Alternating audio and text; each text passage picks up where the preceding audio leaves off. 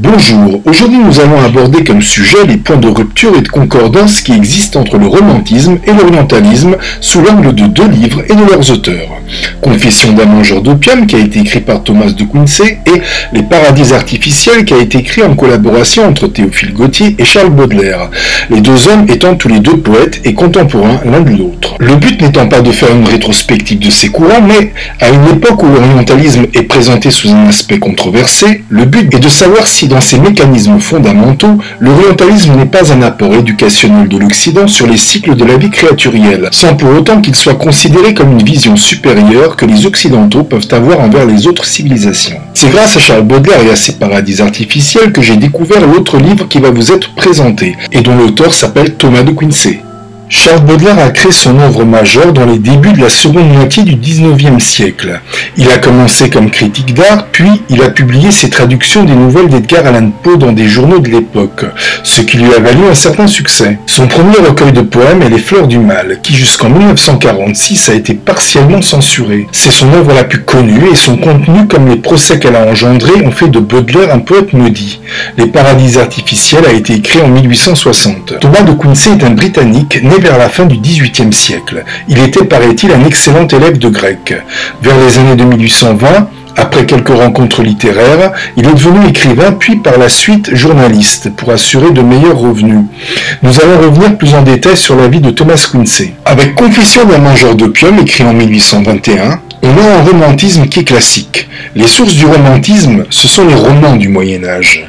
J'étendrai ces sources à la Divine Comédie qui a été écrite par Alighieri Dante. Dans ce livre, la bien-aimée, qui est adorée du héros, s'appelle Béatrice. Dans les Confessions d'un mangeur d'opium, elle s'appelle Anne, une jeune prostituée que le personnage principal, de Quincey lui-même, connaît dans un moment très difficile de sa vie où il squattait une maison de Oxford Street, à Londres.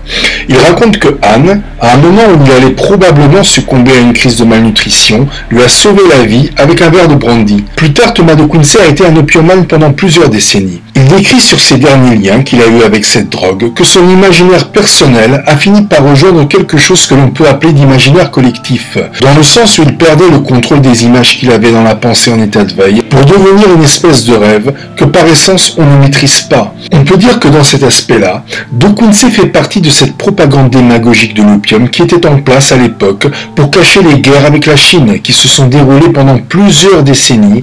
De Quincey fera plus tard une version plus courte de son livre. Il s'agit d'une nouvelle qui est une histoire courte d'inspiration réaliste. L'opium a définitivement dans ce récit une très belle part. Il y est présenté comme un nouveau terrain d'expérimentation et un moyen de s'évader des problématiques sociales. Dans Confession d'un mangeur d'opium, ce que de Quincey dit de ce psychotrope va déjà dans ce sens. On peut qualifier de Quincey d'auteur romantico-gréquiste, c'est-à-dire qu'il est un auteur romantique de classicisme par la voie du grec. Les Confessions d'un mangeur d'opium à cette division tripartite que l'on retrouve dans la Divine Comédie, c'est-à-dire par ordre de suivi, l'enfer, le purgatoire et le paradis. La partie où le jeune de Quincey fuit sa situation familiale et scolaire colle avec l'enfer. Le tuteur de Quincey profite de la fortune que son père décédé légua à sa femme, en lui imposant une scolarisation grâce à laquelle une législation de l'époque permet au tuteur de tirer profit de l'héritage. Une certaine somme d'argent mensuelle était obligatoirement proposée à de Quincey pour que le tuteur ne perd pas ses droits. Ainsi, de Quincey a continué à toucher la somme même en fuite. De Quincey a vagabondé dans la campagne anglaise jusqu'à ce qu'il se retrouve à Oxford Street, où il a vécu dans un état de misère. Le purgatoire vient au moment où il est déjà établi dans la vie, quand il est écrivain et journaliste. Le purgatoire, c'est l'opium qui va l'amener. Donc ce sera toute cette partie de la vie où il est dépendant de cette drogue. Mais c'est aussi grâce à l'opium que le paradis arrive. C'est cet état où, dans ses rêves éveillés, il voit défiler toutes sortes d'images qui forment un récit qui a du sens. Je vais expliquer maintenant quel genre d'images c'est. Elles ont tout en commun d'être connotées à l'Antiquité, parfois au Moyen-Âge, et donc il s'agit d'époques très diversifiées mais lointaines. Dans les paradis artificiels, Charles Baudelaire attribue à ces images de l'Antiquité et du Moyen-Âge le nom de palimpseste. Nous sommes tous tributaires d'une histoire collective qui a pris place dans les différents systèmes de civilisation. et les différentes époques de cette histoire se superposent les unes aux autres comme un palimpseste. Vers la fin de la Divine Comédie, dans la partie du paradis, Dante retrouve Béatrice, sa bien-aimée. La situation est exactement la même avec les confessions d'un mangeur d'opium. Dans cette situation paradisiaque du rêve éveillé, qui n'est dû qu'à l'opium, qui a complètement aboli la frontière entre les représentations individuelles et collectives, de Quincy connaît des retrouvailles du même genre, mais avec Anne, la jeune prostituée de Londres. Celle-ci est intégrée dans une de ces époques de l'Antiquité, connotée à la Judée, et avec des références à la Pâque. Tant pour Anne, dont les retrouvailles se passent dans un cadre biblique, comme pour Béatrice, dont la solennité du paradis transformé en royaume des cieux évoque sa nature spirituelle tout en gardant sa fonction de femme, nous sommes face à la conclusion que le bonheur est sur terre et nulle part ailleurs. Toutes les époques ont connu des formes de recherche de bonheur. Aujourd'hui, on parle de développement personnel. Les paradis artificiels et confessions d'un mangeur d'opium ne font que nous positionner face à un vieux problème. Les problèmes que soulève la consommation de psychotropes ne sont pas autre chose qu'un voile qui cache une absence d'accomplissement personnel. Le romantisme est apparu à un moment où la religion ne proposait rien à certains manques que les individus pouvaient ressentir dans leur vie. L'accomplissement chez une personne ne passe pas par les mêmes étapes que chez une autre. Il faut toujours se méfier du bonheur par des méthodes généralisées. Le romantisme est un petit peu au carrefour de cette problématique-là. C'est pour ça qu'en tant que solution, il ne passe pas d'être une sensibilisation à la quête de bonheur, rien d'autre. Le romantisme commence en Occident à gagner du terrain au fur et à mesure que la religion commence à en perdre. Avec le romantisme, on est arrivé à l'état le plus séparé qui soit entre la science et l'institution religieuse. Quand Charles Baudelaire publia Les paradis artificiels, la situation était déjà sur une pente descendante. La rationalité et la raison ne suffisent pas à proposer une compréhension globale de notre univers. Aujourd'hui, il y a une tendance à ajouter l'émotionnel et les sentiments pour avoir cette compréhension. La science ne se situe plus que dans une partie du cerveau que l'on appelle analytique. Les confessions d'un mangeur d'opium finissent par une histoire qui peut être comprise comme détachée du reste du livre et être lue comme une nouvelle. La fille du Liban est le nom de cette histoire, et le fait qu'elle se situe à la fin du livre pose un certain nombre de questions. Voyons d'abord de quoi parle cette histoire. Un évangéliste, l'histoire ne dit pas son nom, se rend au bord de la Syrie, près de Damas, et il rencontre une jolie fille de mauvaise vie.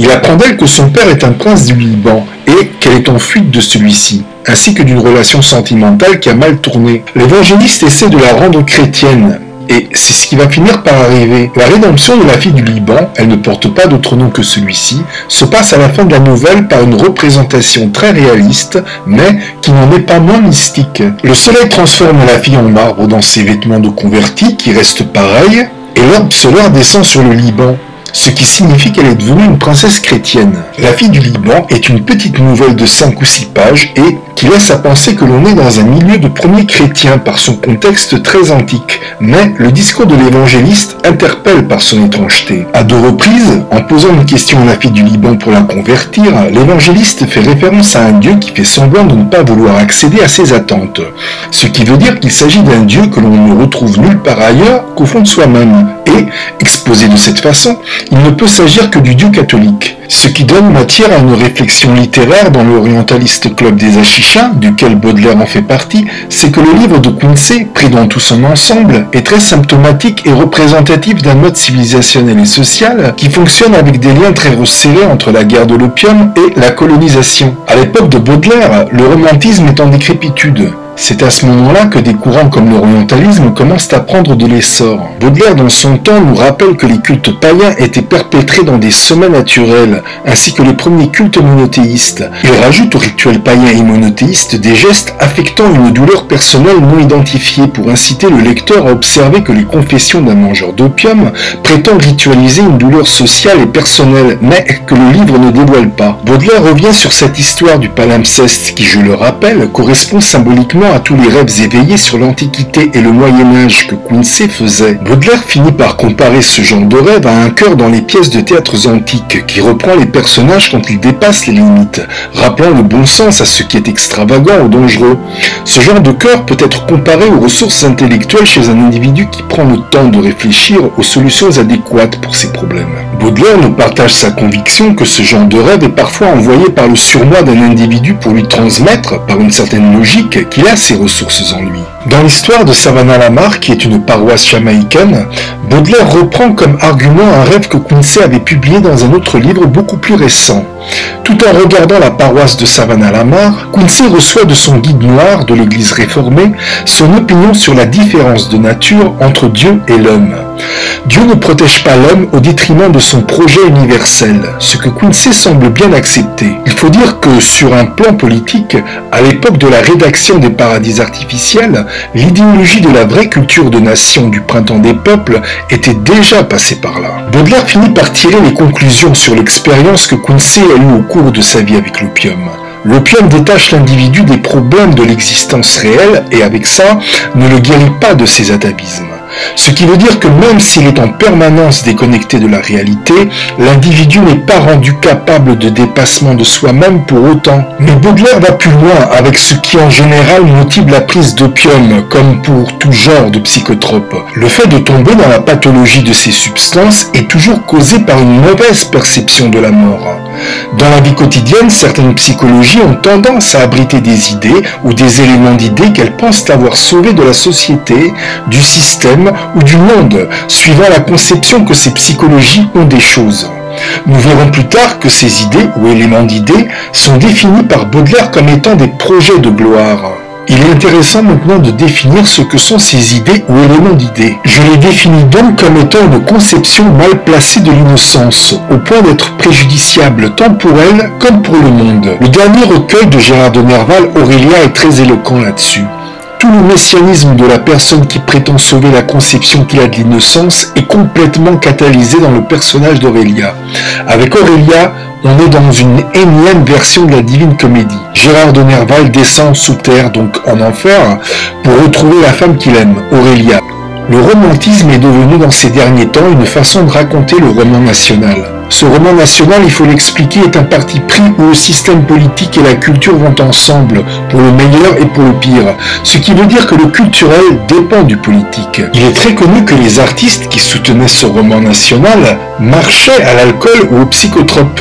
Mais en règle générale, ces substances étaient facilement trouvables pour un artiste. Baudelaire en fait une analyse intellectuelle. Il finit le Paradis artificiel par dire, après appréciation de l'œuvre de Quincy, que la psychologie d'une personne qui marche à ces substances abrite souvent ces fameux projets de gloire. Après la disparition du romantisme, ce sont des courants du genre de celui de Hegel qui vont les abriter. Baudelaire rend compte qu'ils mettent à nu une fragilité dans la personne qui les abrite. La mort, par nature, et autant dans la perspective religieuse, leur met une fin. Donc, c'est un manque de concertation vers la mort qui est à revoir chez ce genre de personnes. Le podcast d'aujourd'hui est terminé, je vous remercie de l'avoir écouté, je vous donne rendez-vous une prochaine fois, jusque-là, portez-vous bien, au revoir.